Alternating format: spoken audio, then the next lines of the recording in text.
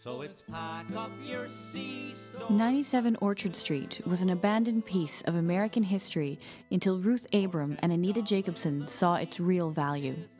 From the derelict building that had been abandoned for over half a century, the two women built the Lower East Side Tenement Museum, which now stands as a testament to the waves of immigrants who helped build this country into an urban and industrialized modern nation. A century ago, New York's Lower East Side was the world's most densely settled community.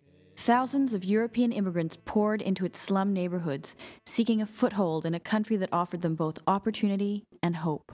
New arrivals from Eastern and Southern Europe found themselves crowded into the district's narrow streets and fetid alleyways, into tenements choked with disease, into sweatshops paying starvation wages, and under the eyes of a population of Protestant Americans mistrustful of Catholic and Jewish newcomers.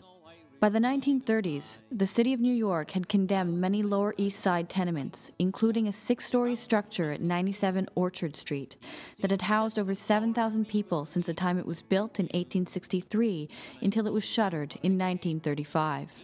The site stood more or less empty until 1988, when Abram and Jacobson, who organized social history tours of the neighborhood, boldly raised a sign proclaiming this humble tenement a museum site.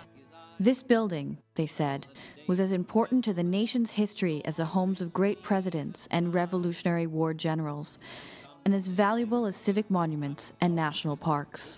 Since then, the Lower East Side Tenement Museum has been made a featured site of the National Trust for Historic Preservation and awarded the National Medal of Museum and Library Service.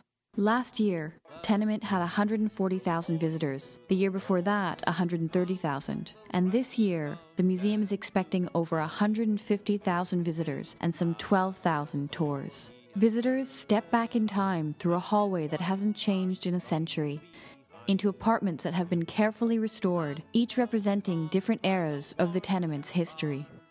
They learn about real families who made their homes at 97 Orchard Street: the Polish Levines, the Sicilian Baldizis, and the Irish Moors. The museum has long felt the need to bring the history it represents into the present, and has recently purchased an additional building nearby. It will showcase the lives of newcomers from post-war Europe, China, and the Dominican Republic, who arrived after the United States abolished its race-based immigration quotas in 1965. Like many cultural institutions, the Tenement Museum is an independent, non-profit organization. The museum depends on donations from people like you to keep its doors open, its programs running, and its heat on. Your support means we can continue to share America's rich immigration heritage with visitors from around New York City and across the world. Thank you.